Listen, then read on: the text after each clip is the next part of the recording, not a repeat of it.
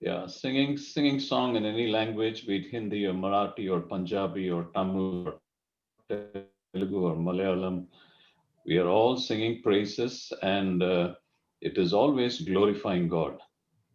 जो गाना गाना है, किसी भी भाषा में हम लोग गाना गा ले, भले वो तमिल हो, पंजाबी हो, मराठी हो या फिर मलयालम हो, कोई भी गाना, कोई भी भाषा में हम लोग गाना गाते हैं, सब कुछ प्रभु का महिमा के लिए हम गीत गाते हैं। And one way of expressing our love to God is singing. And in singing, when we express it, like the brother who sang in Punjabi, I like the way he sang. He sang it with so much of expression, and may God bless him. And that is how we glorify God. मेरे प्यारो, जो भाई ने जो पंजाबी में गाना गाया और अपना दिल की गहराई से उन्होंने गाना गाया, ऐसे गाना गाना मुझे बहुत पसंद है और ऐसे ही हमें परमेश्वर की महिमा के लिए गाना चाहिए। All right, so I welcome you all in the name of God, and may God add his rich blessing to us as we study from the book of Malachi. सो परमेश्वर हम सभी को आशीष करें और हम लोग जो मलाकी का पुस्तक से हम अध्ययन करते हुए आ रहे हैं। And I'm going to continue from where I stopped yesterday.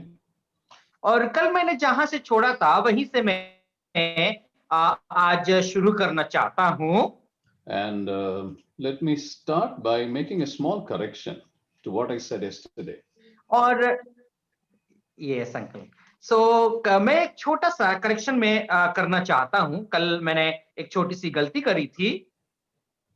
Yeah, I think I did this ulta yesterday, but then when I checked my notes, I think what came out on the presentation was different. My apologies. So if you see the prophetical books, the major prophetical books are five, and the minor prophetical books are 12. यदि भविष्य वक्ताओं का पुस्तक को हम जब देखते हैं, तो जो बड़े भविष्य वक्ताओं का पुस्तक 5 है और छोटे भविष्य वक्ताओं का पुस्तक 12 है।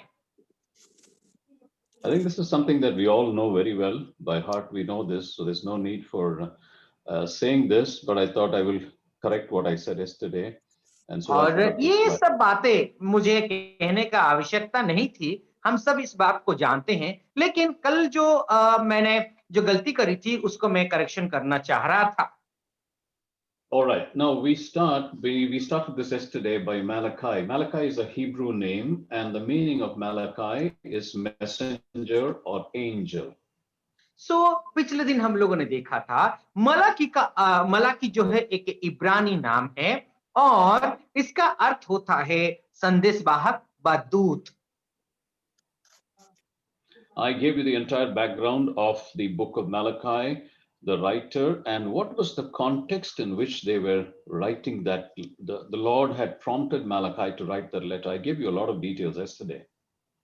पिछले दिन मैंने क्या किया ना, आप लोगों को बहुत सारे विवरण को मैंने बताया था कि किस संदर्भ में, किस परिस्थिति में मलाकी का पुस्तक को लिखा गया था।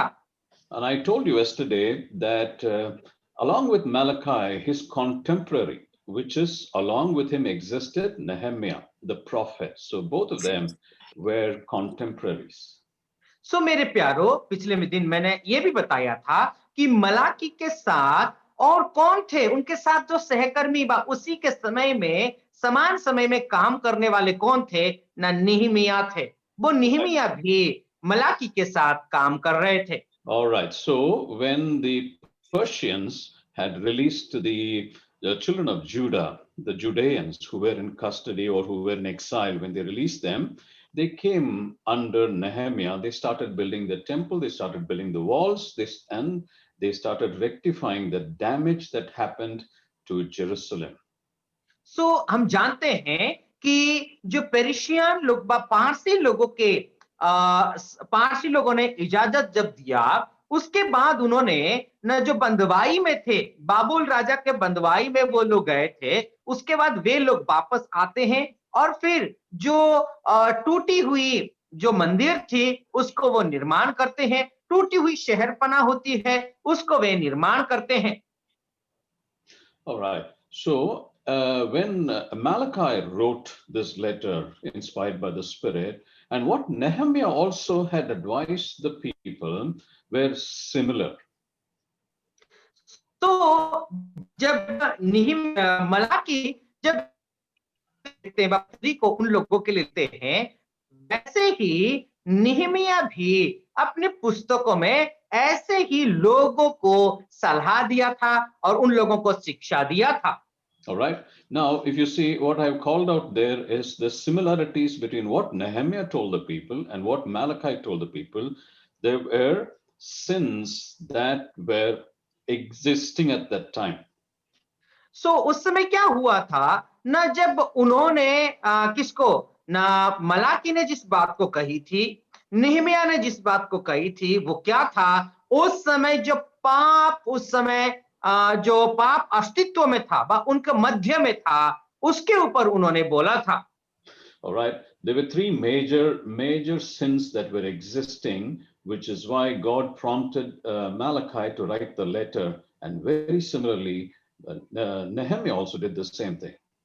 और हम जानते हैं कि 3 तरह का मुख्य पाप जो है उनके बीच चल रहा था, इसीलिए नेहमिया और मलाकी ने इन बातों को इन पापों को जो है उन लोगों की बात को याद दिला करके नहीं करने के लिए सलाह दिया था. I have given you the references there on the screen, and after this study, I will share these notes with you. You could read it leisurely. I've given you the references to compare and see these similarities between what Nehemiah said and what Malachi had said. तो मैंने screen पर आप लोगों के लिए वो जो पदे हैं, रेफरेंसेस हैं, जिस पद को आप बाद में नोट्स दिया जाएगा तो आप पढ़ सकते हैं उन पदों को. Now, the three major things were the priests were offering defiled sacrifices. और 3 जो मुख्य पाप उन लोगों का था, पहला जो याजक लोग थे, वे लोग अशुद्ध पशुओं का बलि चढ़ा रहे थे. All right. The marriages were corrupt. They had left their, they were disloyal to their wife of the youth whom they had married. That was another major sin which God was pointing out. और उस समय क्या था ना, उनका जो जवानी में शादी किए थे, वो शादी भ्रष्टता से अभी गुजर रही थी. इसीलिए जो जवानी के समय शादी हुआ था अभी भ्रष्ट हो चुकी है. इसीलिए नेहमिया और मलाकी लिखते हैं. And the third important thing was the tithes which have to be given were not being given by the children, by God's chosen children. सो उन लोगों को क्या ना दशमांश देना था, वो दशमांश भी इजराइल के लोग जो है सही तरीके से नहीं दे रहे थे. All right, so these were the sins that were pointed out by Malachi and also earlier by Nehemiah. और यह जो पाप थी, इन सब पापों को नेहमिया और उसके साथ साथ मलाकी भी उन लोगों का पापों को चिन्हित किया था. Yesterday I made a mention that we will start studying from verse 1 today, Malachi chapter 1 and verse 1. So we will try and cover the first 5 verses today if time permits. तो पिछले दिन मैं आप लोगों को कहा था कि मलाकी का पुस्तक हम लोग पहला अध्याय से अध्ययन करेंगे, और यदि प्रभु का इच्छा होगा तो पहला वचन से लेकर के 5वां वचन व 5वां पद तक हम लोग अध्ययन करेंगे. So can we read the first verse, Malachi 1, chapter 1 and verse 1. Malachi का पुस्तक पहला अध्याय और पहला वचन को हम पढ़ लेते हैं. मलाकी के द्वारा इस्राएल के विषय में कहा हुआ यहोवा का भारी वचन. All right. Now this verse starts very significantly. और ये जो वचन है बहुत महत्वपूर्ण तरीके से शुरू होता है. In some versions it says it is the oracle, or some version it says it's the message. But this is very, very significant to the introduction to the book of Malachi. सो मेरे प्यारो, कुछ ऐसे translation में हम लोग देखते हैं कि ये परमेश्वर की आज्ञाएं हैं, और कैसे कुछ वचनों में ऐसा हम लोग देखते हैं परमेश्वर का भारी वचन है. All right. Now, this is a Greek word. The Greek word used is oracle or burden. So when the Lord opens this letter, he's got a burden against these chosen people, the Judeans who have come out from exile. He's got a burden. And so he's talking to them based on that burden. सो मेरे प्यारो, जो Oracle अथवा परमेश्वर के ऊपर एक बोझ सा लगता है, इन लोगों को जब देखते हैं परमेश्वर, तो बोझ सा लगने लगे हैं, क्योंकि वे लोग परमेश्वर से दूर हैं। इस बात को देख करके परमेश्वर को बोझ लगने लगी है, और इसीलिए मलाकी And इस पुस्तक को लिखते हैं। And brothers and sisters, the burden that Lord had when he wrote this letter was there was a disruption in the covenant relationship between God and his chosen children. तो मेरे प्यारो, जब परमेश्वर इस वचन को जब लिखते हैं मलाकी के द्वारा, उस वक्त जो इज़राइल और जो परमेश्वर के बीच में एक जो संबंध था, वो टूटी हुई व बिखरी हुई संबंध जैसा था। Generally, when we attend any meetings or when we have any discussion or when we are going to meet a person, the first word, the first sentence that is mentioned is always very, very important, because that carries the context of the entire message or meaning or discussion or communication that's going to happen. सो मेरे प्यारो, यदि किसी व्यक्ति को आप पहले मिलने के लिए जाते हैं, तो जो पहला वचन होगा, पहली जो बात होगी, वो बात क्या है? आगे वाला जो आपकी मिलन की जो परिभाषा, आगे वाला जो मिलने की जो अब जो बात करने जा रहे हैं, वो ही सब कुछ जो है आगे की ओर ले जाता है। Normally, when you attend interviews, what comes to my mind is when you attend interviews, they generally say the first impression is the best impression. So the first few words, the first what you appear, the first few words that you say in an interview is the most important thing, is it not? और अब कभी interview में जाते हैं नौकरी के लिए या किसी भी ये चीज के लिए, तो लोग ऐसा कहते हैं, पहला इंप्रेशन देना बेस्ट इंप्रेशन बोलते हैं ना। जो पहले हम लोग चौंकाते हैं, वो सबसे अच्छा रहता है, तो वही बात को कहते हैं। वैसे ही परमेश्वर का वचन में भी जो है पहली जो कुछ पदे हैं, वो सबसे महत्वपूर्ण पद होते हैं।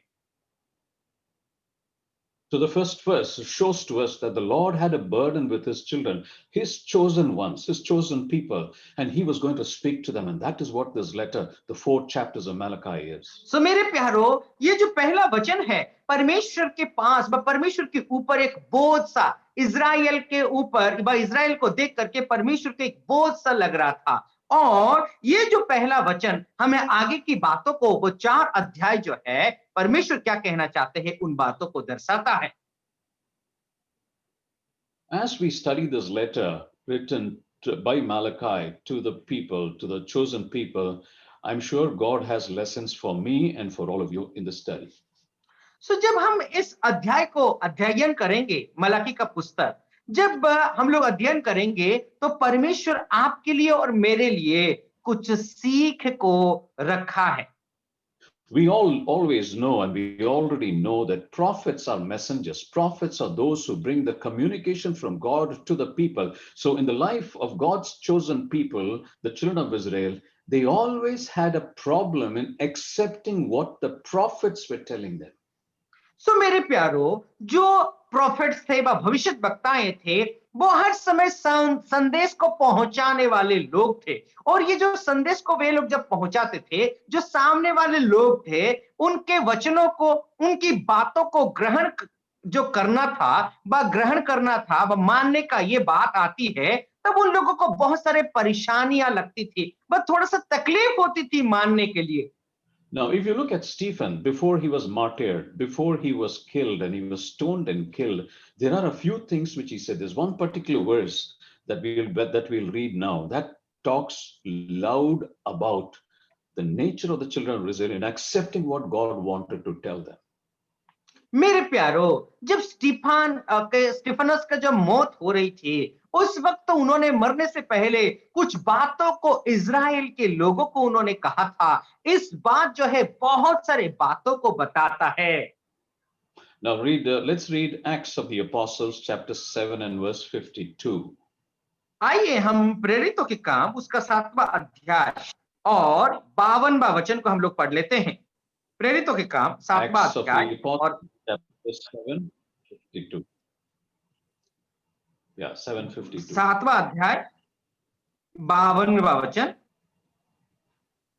भविष्यवक्ताओं में से किसको तुम्हारे बाप दादाओं ने नहीं सताया, और उन्होंने उस धर्मी के आगमन का पूर्ण काल से संदेश देने वालों को मार डाला, और अब तुम भी उसके पकड़वाने वाले और मार डालने वाले हुए। You see the powerful verse. This is a powerful verse. And see what Stephen is saying before he was being martyred. This has a lot of, this is a very strong verse. सो ये एक बहुत बड़ी महत्वपूर्ण और कठिन वचन है। क्या है ना, उन्होंने जो भविष्य वक्ताओं को उन्होंने क्या किया था। You see, he starts by saying, name one prophet your ancestors did not persecute, which means every prophet who brought the message from God to them were persecuted. सो यहाँ पर आप लोग देख सकते हैं कि तुम देखो, जो जो भविष्य वक्ता है आप लोगों के लिए संदेश को उन्होंने लाया था, वो लोगों को आप लोगों ने कैसे मार डाला था।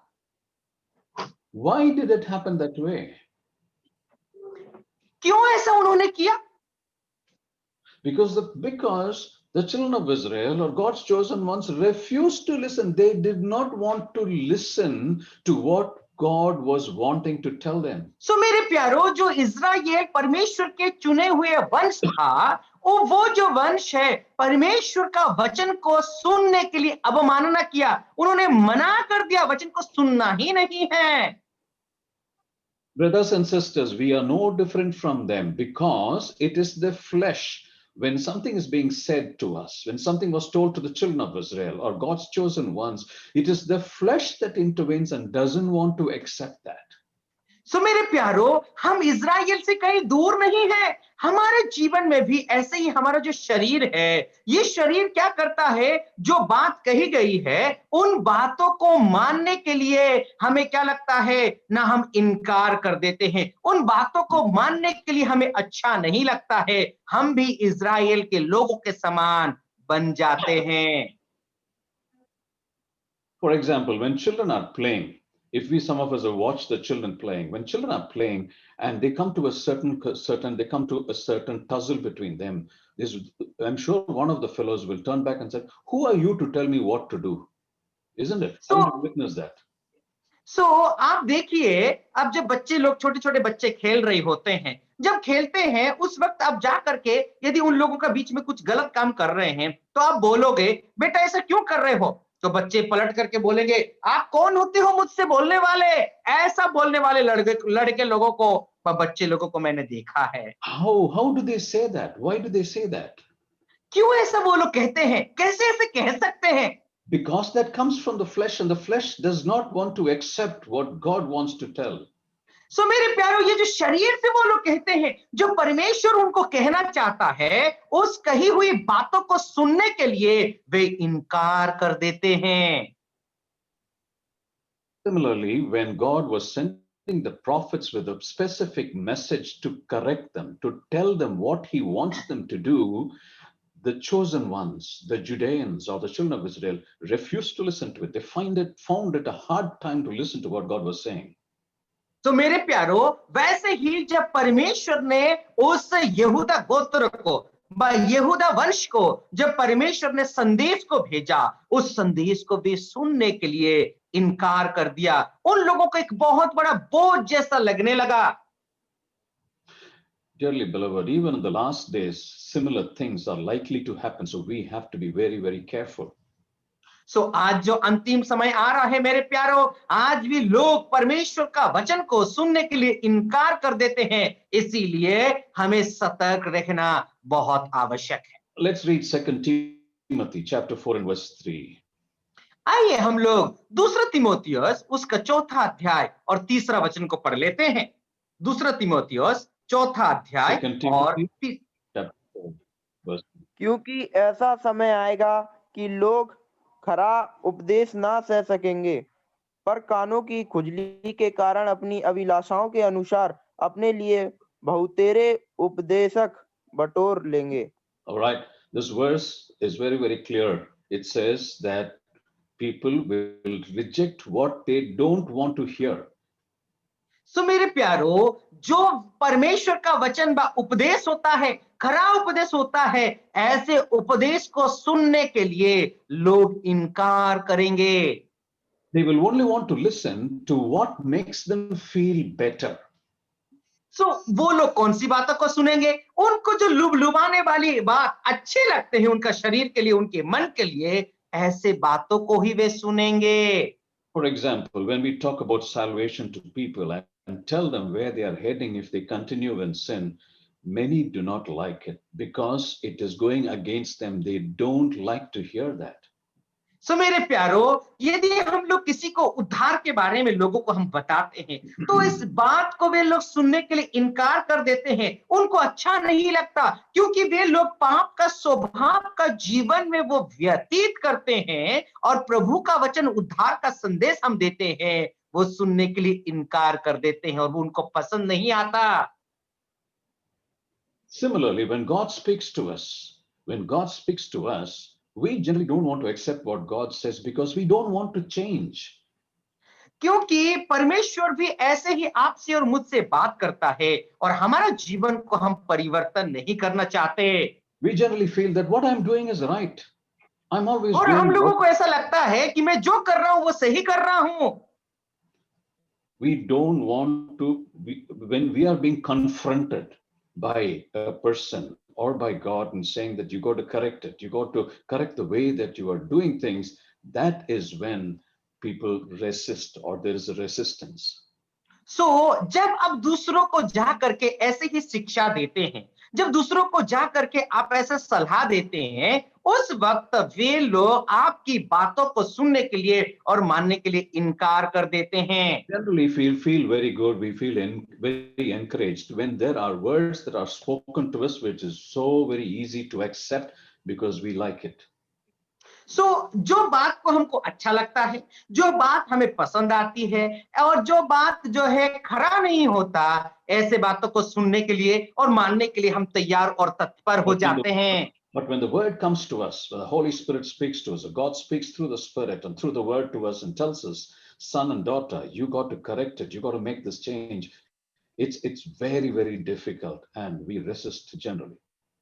मेरे प्यारो, जब पवित्र आत्मा आपसे और मुझसे जो है बात करता है, बेटा बेटी ये जो काम कर रहे हो ये गलत है, आपको जो है सुधारना पड़ेगा, ऐसी बात को हम जब करते हैं तो लोग इस बात को सुनने से इनकार कर देते, इस बात को मानने के लिए मना कर देते हैं। It is understandable when God is trying to speak to the people of the world who do not know Him and trying to bring them back into the fold. It's different.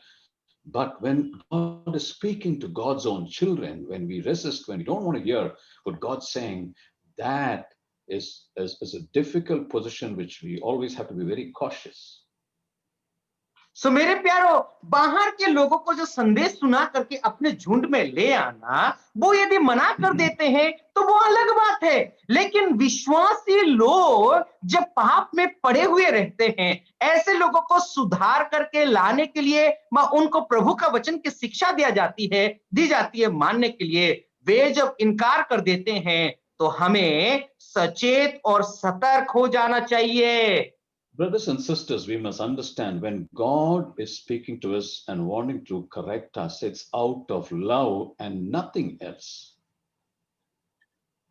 मेरे प्यारे भाई और बहनों, जब परमेश्वर आपको और मुझे सुधारना चाहता है, क्योंकि वो परमेश्वर आपसे और मुझसे प्रेम करते हैं, उस प्रेम के खातिर ही सुधारना चाहते हैं और दूसरा कुछ नहीं। Brothers and sisters, this is exactly what the Lord was doing to the people through Malachi when he was writing this letter. It's out of love that he was wanting to correct them. मेरे प्यारो, ऐसे ही जो मलाकी के जरिए यहूदा के लोगों को परमेश्वर इस तरीके से करेक्ट करना चाहता था। Now, let's read Proverbs chapter 3 verses 11 and 12. आइए हम लोग नीति वचन उसका 3रा अध्याय और 12वां वचन को हम पढ़ लेते हैं। नीति वचन, क्योंकि यहोवा जिससे प्रेम रखता है उसको डांटता है, जैसे कि बाप उस बेटे को जो जिसे वह अधिक चाहता है। All right. This is a very familiar verse. We know this very well. The world will not understand when God corrects them. But you and I, when God corrects us, when God's chosen people are being corrected by God, we know that very well because God loves us and that is why He's doing that. सो मेरे प्यारो, जो परमेश्वर के लोगों को जो चुना हुआ लोग है, जब उन लोगों को प्रभु करेक्ट करता है, We can understand it because we know that it is because of God's love, He is wanting to correct us. सो मेरे प्यारो, इस बात को हम समझ नहीं पाते। परमेश्वर आपको और मुझे करेक्ट करना चाहता है क्योंकि वो हमसे प्रेम करते हैं।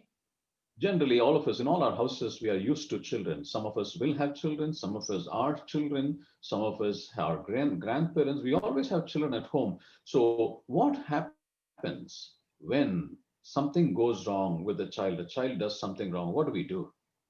सो मेरे प्यारो, हमारे सभी का परिवार में जो बच्चे होते हैं, किसी के पास तो बच्चे हैं, किसी के पास जो है ग्रैंड चिल्ड्रन है, और वे लोग जब गलती करते हैं तो हम क्या करते हैं? We sometimes chide them, we scold them, or otherwise, sometimes we also have to use the stick. हम क्या करते हैं? उन लोगों को हम करेक्शन करते हैं, और कभी कभार हमें क्या करना पड़ता है? न लकड़ी ला करके उनको करेक्शन करना पड़ता है, व उनको पिटाई लगानी पड़ती है। Yeah, we don't want to do that. We really don't want to take the stick and teach the child discipline. We really don't want to do that. But the situation necessitates us that we might want to do that. सो मेरे प्यारो, हम दिल से कहें तो फिर हम लकड़ी लेकर के उसको मारना नहीं चाहते, उसको जो है दंड देना नहीं चाहते, लेकिन वो परिस्थिति हमें ऐसा करता है कि हमें लकड़ी उठा करके उसको जो है सुधारना पड़ता है। So what happens when they are punished and when the children start crying? What do the parents do then? What happens to the parents at that time? सो मेरे प्यारो, जब वे लोग जो है पनिशमेंट दिया जाता है, उन लोगों को दंड देते हैं बच्चों को, वो जब रोने लगते हैं तो माता पिता को कैसा महसूस होता है? They feel very sad, they feel very bad, and then after some time, they go hug the children. They wipe their tears. They tell them, son and daughter, we did this only for your good. We did this so that you don't do this in future. And you hug them. And then after some time, the children forget what happened and then they start playing. And there's so much of joy and happiness that fills the hearts of the parents as well as the children, is it not? सो मेरे प्यारो, जब वे लोग रोने लगते हैं उस वक्त माता पिता को भी थोड़ा सा दुख होता है, दर्द होता है, फिर जा करके उनकी आंखों की आंसू को पोंछा करते हैं, उनको गले लगाते हैं और फिर बाद में उनको फिर से प्रेम करते हैं। तब बच्चों को बहुत अच्छा महसूस होता है। It appears when the children come back to the normalcy, it appears as if nothing has happened. और फिर बाद में बच्चों को जब गले लगा करके उनको प्रेम करते हैं, फिर बाद में बच्चों को भी ऐसा लगता है कि नहीं नहीं, मुझे तो कुछ हुआ ही नहीं, पापा ने मारा ही नहीं, मम्मी मारी ही नहीं, ऐसा महसूस होता है। In other words, those kind of punishments bring us more closer to the children, is it not? सो ऐसे ही दंड जब हम लोग देते हैं उस वक्त के बच्चे और माता पिता बहुत और ज्यादा करीब हो जाते हैं। All right, and I'm a father of two children. I know they are well grown up, but when they were small, I speak out of experience. This is exactly what I used to do, and that's the feeling that we as parents had when we corrected the children. We did it out of love. तो मेरे पास भी 2 बच्चे हैं, अभी तो बहुत बड़े बड़े हो गए हैं। जब मैं वो बच्चे जब छोटे थे उस वक्त मैं उन लोगों को जो है सुधारता था। ये कैसे मैं करता था, क्यों करता था? क्योंकि ये सब कुछ मैं प्रेम, उन लोगों को प्रेम करता था, इसीलिए मैं उन लोगों को सुधारता था। And dearly beloved, this is what happens when God corrects his children. This is what God was doing to the Judean children, the children in exile from Judah. During Malachi's time, the Lord was doing exactly this. He was correcting them. सो मेरे प्यारो, ऐसे ही जो यहूदा के लोग जो थे, उन लोगों को वैसे ही परमेश्वर सुधार रहा था। उन लोगों को जो है करेक्ट करके सही मार्ग, सही दिशा दिखा रहा था। What do we read in Hebrews chapter 12 and verse 11? और हम लोग क्या इब्रानी का पुस्तक उसका 12 अध्याय और 11 वचन में पढ़ते हैं। इब्रानी उसका 11 अध्याय और 12वां वचन। 11. 12 अध्याय और 11वां वचन। और वर्तमान में हर प्रकार की ताड़ना आनंद की नहीं पर शोक ही की बात दिखाई पड़ती है, तो भी जो उसको सहते सहते पक्के हो गए हैं, पीछे उन्हें चैन के साथ धर्म का प्रतिफल मिलता है। Discipline always brings a positive result. Discipline always brings a positive result. और जब दूसरों को सुधारते हैं, ऐसे समय में क्या होता है न सकारात्मक परिणाम को लेकर के आता है। And when one opens their heart to discipline, that's when peace pervades their life. सो मेरे प्यारो, जब दूसरों को हम सुधारते हैं, उस बात को वे जब मानते हैं, मानने के बाद उनके जीवन में शांति ही शांति आता है। Does anyone like correction? किसी को जब सुधारते हैं, ऐसा उनको पसंद है क्या? No one likes correction. नहीं नहीं, किसी को भी हम लोग सुधारने जाएंगे तो उनको पसंद नहीं होता, अच्छा नहीं लगता सुधारना। Because correction is painful. क्योंकि दूसरों को सुधारना, वे लोग यदि खुद सुधारते हैं तो उनको कष्ट होता है, दुख होता है। The one who's correcting and the one who receives the correction, it's painful for both. और पहला व्यक्ति जो सुधारने गया है, उसको भी तकलीफ होती है। जो अपने आप को सुधारना चाहता है, वो व्यक्ति को भी, सामने वाला व्यक्ति को भी तकलीफ होती है। But correction is being done for the good, so that at the end of it, the result is peace and everything is done smoothly. मेरे प्यारो, लेकिन आखिरी में उसकी परिणाम क्या होता है? वो शांति को लाता है। वो परिणाम क्या होता है? ना उसके जीवन में सुकून और शांति और आराम को ले आता है मेरे प्यारो। Okay, now if you see the screen, there are three elements which I think I touched upon yesterday. I want to touch upon it right now. Is in the life of the children of Israel, the children of Judah, during the time of Malachi, they were expecting the prophecy of Ezra, Nehemiah, and Haggai to be fulfilled. When that was not fulfilled, they were losing interest in everything. पिछले दिन कल जो है मैंने आप लोगों को कुछ बातों को बताया था, फिर से मैं दोहराना चाहता हूं। क्या था ना, जो यहूदा के गोत्रों के लोग जो थे, एजरा के द्वारा जो बात कही गई थी, होशे के द्वारा जो बात कही गई थी और नेहमिया के द्वारा जो बात कही गई थी, वो बात जब उनके जीवन में परिपूर्ण नहीं हो रहा था, तो परमेश्वर के ऊपर जो उनका भरोसा और विश्वास थी, वो विश्वास टूटते हुए जा रहा था और वो आशाहीन हो रहे थे।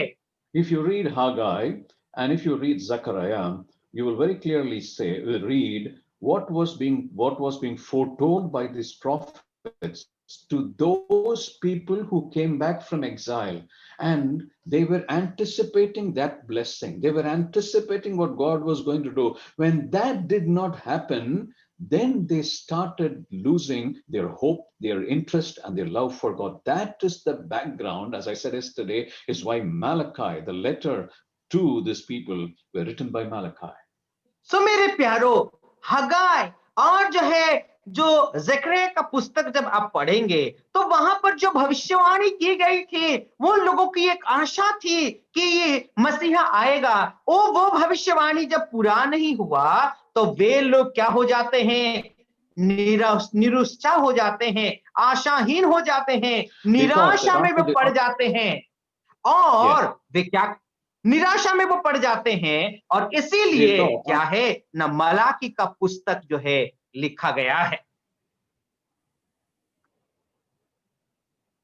They thought after the walls were built, after the temple was built, then the Lord will consolidate all his total children there, bring them there. It is going to be a time of blessing, and God is going to rule. That had not come. That was prophesied. That had not come. But these people thought after it is done, immediately that will happen. When that did not happen, they started losing faith. They started losing love. They started using all reverence from God. That was why Malachi was chosen by God to write this letter. सो मेरे प्यारो, जब भविष्यवाणी क्या थी ना, वे लोग जो है बंधुआई में वे लोग वापस आएंगे, आने के बाद मंदिर बनेगा, मंदिर बनने के बाद जो शहरपना टूटी हुई है वो शहरपना को बनाया जाएगा, बनाने के बाद क्या होगा ना, जितने सारे लोग बिखरे हुए हैं, इजराइल के लोग जो बिखरे हुए हैं, फिर से सब के सब वापस आ जाएंगे, आने के बाद परमेश्वर आकर के उनके बीच में शासन करेगा। ये सब जब नहीं हो रहा था, मंदिर बन गया, शहरपना बन गई, फिर भी उनकी जो भविष्यवाणी पूरा नहीं हो रही थी, इसीलिए उनके मन में जो आशा था निराशा में बदल गया, जो प्रेम था वो दुश्मनी में बदल जाता है, और जो आशा थी निराशा में बदल गया मेरे प्यारो। और इसीलिए मलाकी का पुस्तक लिखा गया है। That is why they were careless in their way of worshiping God.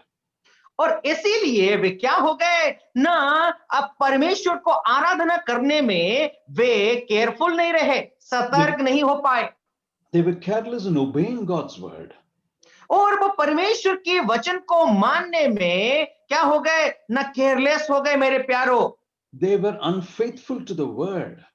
और परमेश्वर का वचन के प्रति वे अविश्वस्त हो गए।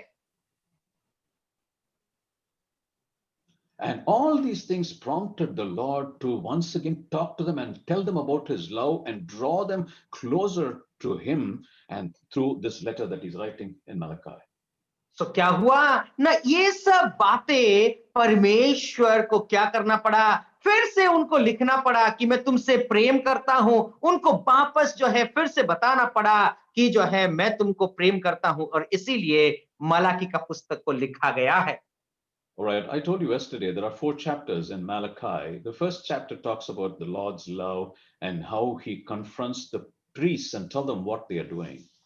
सो मेरे प्यारो, मैंने कल बताया था कि मलाकी में 4 पुस्तकें, 4 अध्याय हैं। उन 4 अध्यायों में पहला अध्याय परमेश्वर का प्रेम इजराइल के प्रति कैसा था, और वो क्या है ना, उन याजकों को क्या करते हैं ना, सामना करते हैं, उनको बताते हैं। And chapter 2, he's rebuking the priests and tell them, this is what you're doing. You're defiling me. This is what he's saying. And he's bringing back the faithfulness that has to exist with the covenant God made to Abraham and his descendants. That is what he's reminding in chapter 2. तो दूसरा अध्याय में हम लोग देखते हैं कि परमेश्वर उनकी उल्लंघना करते हैं, उनको ताड़ना देते हैं, उन याजकों को ताड़ना देते हैं, और ये कहते हैं जो परमेश्वर इजराइल के साथ, अब्राहम के साथ, इसहाक के साथ जो वाचा बांधा था, उन वाचाओं को फिर से वो विश्वस्त तरीके से कार्य करने के लिए वो प्रयास करते हैं। And then he's reminding them in chapters 3 and 4 that I'm going to send a messenger, and he was reminding them about the great day of the Lord that is going to come. सो मेरे प्यारो, उसके बाद हम तीसरा और चौथा अध्याय में क्या देख सकते हैं कि मैं अपना दूत को भेजूंगा, मैं अपना संदेश वाहक को भेजूंगा, और हम देखते हैं कि परमेश्वर जो भयानक दिन के विषय में उन लोगों को बताते हैं। All right, now let's read verse 2 of chapter 1, Malachi chapter 1 verse 2. आइए हम लोग मलाकी का पुस्तक उसका पहला अध्याय और दूसरा वचन को हम लोग पढ़ लेते हैं। मलाकी का We have पुस्तक, considered the first verse until now. Now we look at the second verse. और पहला वचन को हम लोग देख चुके हैं, अभी आइए हम लोग दूसरा वचन को देख लेते हैं।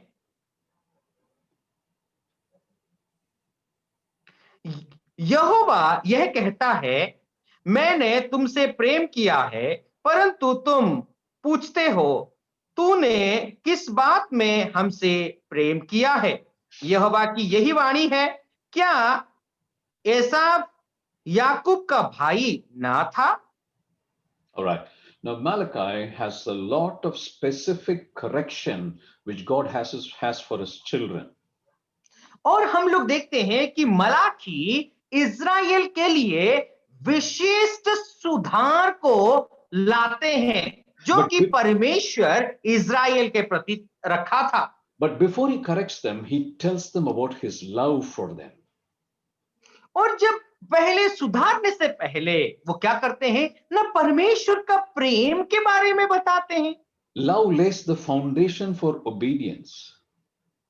सो प्रेम एक सबसे पहले आज्ञाकारिता आने से पहले प्रेम क्या करता है ना, सबसे पहले नींव को खड़ा करता है। All right, what do we read in John, Gospel of John, chapter 14 and verse 15?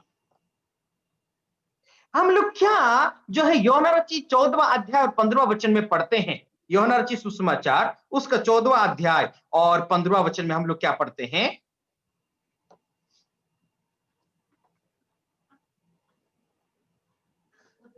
यदि तुम मुझसे प्रेम रखते हो तो मेरी आज्ञाओं को मानोगे।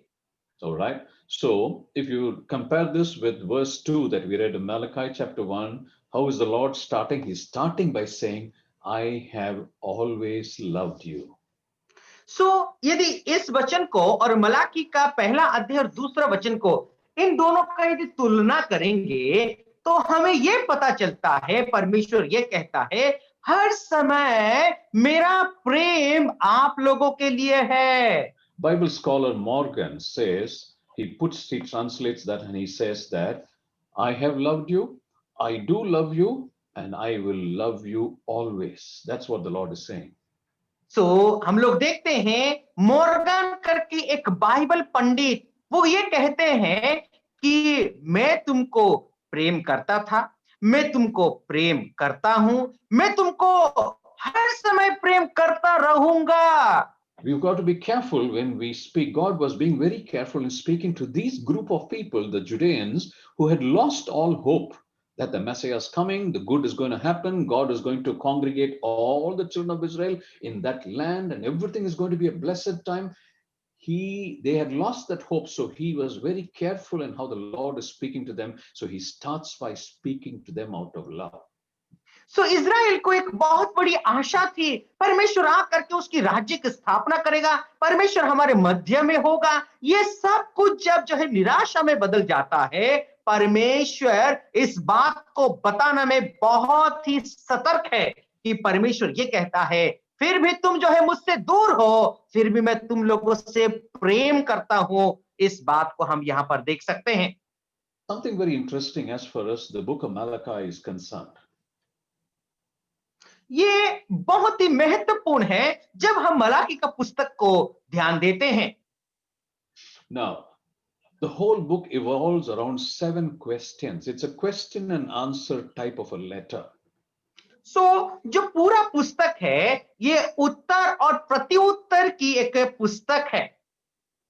Now, there are at least 7 questions that are being asked by the children of Israel or by God's chosen one, the Judeans, the people of Judah, and you find the answers also being given by the Lord. This is how the dialogue happens between God and his chosen ones.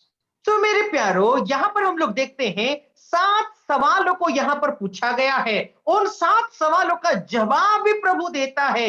इन दोनों के बीच में एक बातचीत, आपस में कथोपकथन को हम लोग देख सकते हैं। परमेश्वर लोग सवाल पूछते हैं, परमेश्वर जवाब देते हैं। I have put it up on the screen and you can see it. I've given you the reference also. So I think we can quickly read that. Let's look at the first question which the children of Israel asked God when he says that I have loved you. सब हम लोग देखते हैं कि ये 7 सवाल क्या है। परमेश्वर जब कहता है कि मैं तुमसे प्रेम किया हूं, मैं प्रेम करता हूं, तो लोगों का सवाल क्या होता है? Now, this question comes because of 3 things. और ये सवाल उठता है 3 कारणों की वजह से। In the life of the chosen children of God, when God is speaking to them, because they've lost hope, the question comes because there is a doubt. The question comes because there is a discouragement. The question comes because they have a sinful heart. सो मेरे प्यारो ये सवाल उनके मन में उठता है, उनके जीवन में आशाहीन वे लोग हो गए, निराशा में हो गए। तो ये सवाल उठने का कारण 3 कारण है। पहला है संदेह, दूसरा है निरुत्साह, तीसरा है पाप भरा हृदय। इसीलिए ये सवाल वे लोग करते हैं।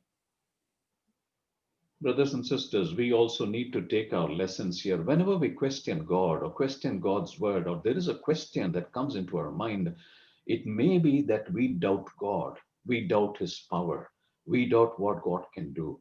Or it may be that we are going through a phase of discouragement. We are discouraged about the things that are happening around us. Or it may be that we are constantly erring or there is sin in our life. तो मेरे प्यारो, परमेश्वर को हम बहुत बार क्या करते हैं? संदेह करते हैं, बहुत बार सवाल को उठाते हैं। क्यों? क्योंकि हमारे मन में संदेह होता है। बहुत बार क्या होता है? निरुत्साहित हो जाते हैं। हमारा आस पड़ोस के चारों ओर हम लोग देखते हैं, जो समस्याओं को देखते हैं, जो परिस्थितियों को देख करके हम निरुत्साहित हो जाते हैं। कभी कभार ऐसा होता है हमारे जीवन में, क्या आता है ना, डाउट व संदेह होती है, परमेश्वर को सवाल करते हैं। क्यों? क्योंकि हम कहीं ना कहीं पापमय जीवन को हम व्यतीत करते हैं।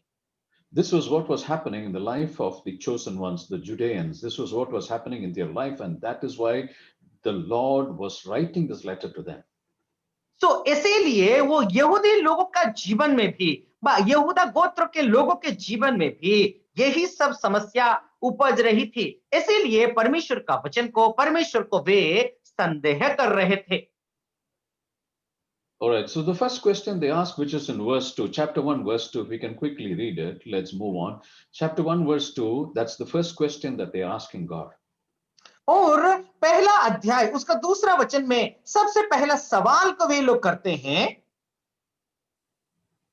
यहोवा यह कहता है, मैंने तुमसे प्रेम किया है, परंतु तुम पूछते हो, तूने किस बात में हमें प्रेम किया है? That's question number 1. और ये पहला सवाल है। The question number 2 is in verse 6, the same chapter, verse 6. और उसी पहला अध्याय का 6वां वचन में दूसरा सवाल हम लोग देख सकते हैं। पुत्र पिता का और दास स्वामी का आदर करता है। यदि मैं पिता हूं तो मेरा आदर कहां है? यदि मैं स्वामी हूं तो मेरा भय मानना कहां है? सेनाओं का यहोवा, तुम याजकों से भी जो मेरे नाम का अपमान करते हो यही बात पूछता है, परंतु तुम पूछते हो, हमने किस बात में तेरे नाम का अपमान किया है? All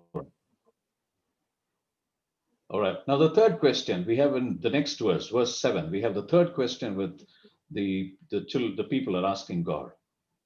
और 7वां वचन में हम लोग तीसरे सवाल को देखते हैं। तुम मेरी वेदी पर अशुद्ध भोजन चढ़ाते हो तो भी तुम पूछते हो, हम किस बात में तुझसे अशुद्ध ठहराते हैं? इस बात में भी कि तुम कहते हो यहोवा की मेज तुच्छ है। All right. The fourth question that we have in chapter 2 and verse 17. That's the fourth question that these people are asking God. The people और दूसरा अध्याय 17वां वचन में वे लोग और जो चौथा सवाल को वे पूछते हैं। दूसरा अध्याय 17वां वचन, तुम लोगों ने अपनी बातों से यहोवा को उक्ता दिया है तो भी पूछते हो, हमने किस बात से उसे उक्ता दिया है? Okay, so that's the fourth question. Now the fifth question in chapter 3 and verse 7. Chapter 3 and verse 7 is the fifth question. और तीसरा अध्याय चैप्टर 3 वर्स 7, तीसरा अध्याय 7वां वचन में हम लोग 5वां सवाल को देख सकते हैं।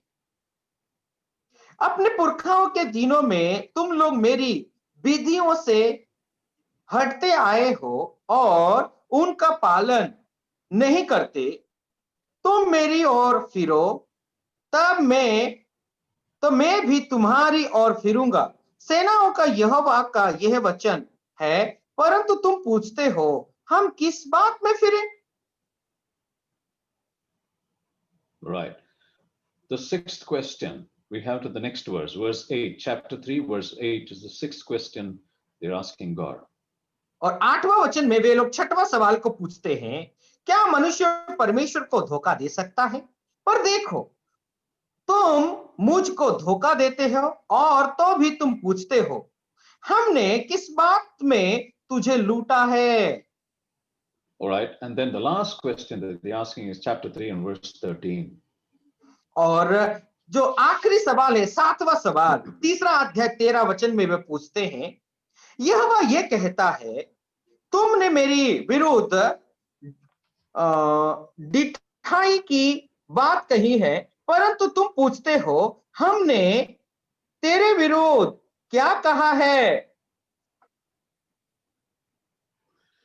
Brothers and sisters, all these questions asked by these people who returned from exile after 70 years, they returned from exile, they built the wall, they built the temple, they were waiting, and after 100 years after that, Malachi is going there and he's taking this message about God's love to these people when they ask all these questions. तो मेरे प्यारो, वे अभी क्या हुआ ना, 70 साल बंदबाई में रह करके अभी अभी वो लोग आए हैं।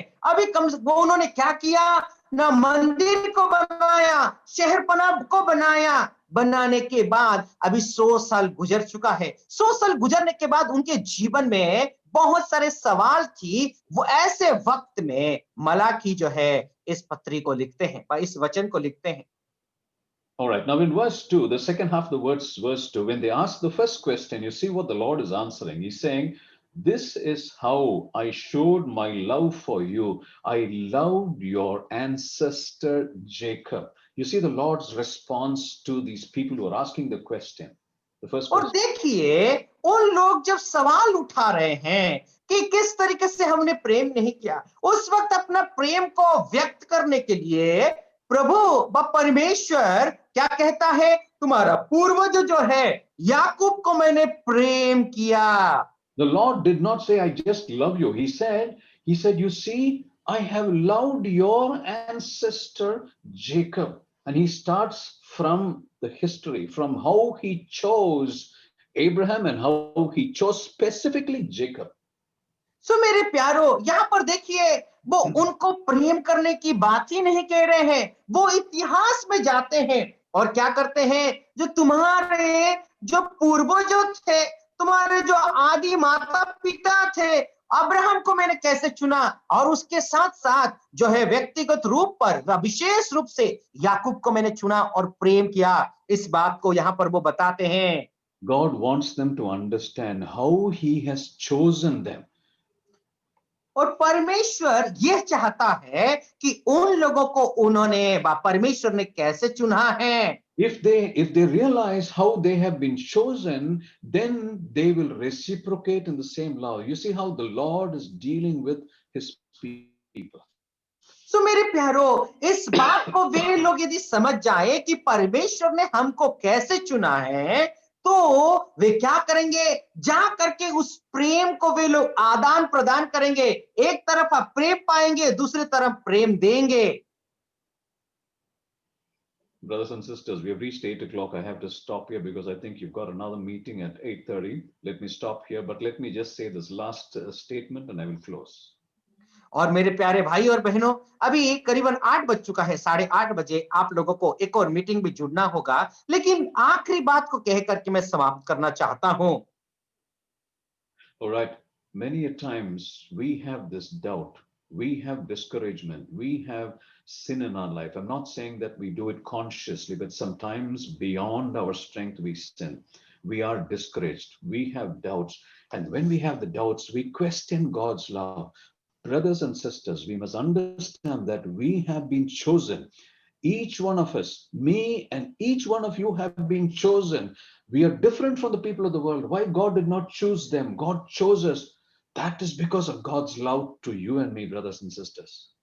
सो मेरे प्यारो, बहुत सारे बार आप और मैं, हमारे जीवन में समस्या परेशानियां आती है, हम जो है निरुत्साहित हो जाते हैं और हम जो परमेश्वर का प्रेम को संदेह करने लगते हैं, और ऐसे ही परमेश्वर आपसे और मुझसे चाहता है कि हम उस परमेश्वर को कभी भी संदेह ना करें। remember that God loves you. एक बात को ध्यान रखिए कि परमेश्वर आपको और मुझसे प्रेम करता है, That is why He's chosen us. इसीलिए परमेश्वर आपको और मुझे चुना है। He's not chosen the big people of this world. He may और इस have chosen, संसार के बड़े बड़े लोगों को परमेश्वर ने नहीं चुना है, but He's chosen us because He specifically loves us and He's got a purpose concerning you and me. सो मेरे प्यारो, परमेश्वर आपको और मुझे इसीलिए चुना है क्योंकि परमेश्वर का एक योजना है, उस योजना को सफल करना चाहता है, इसीलिए आपको और मुझे चुना है।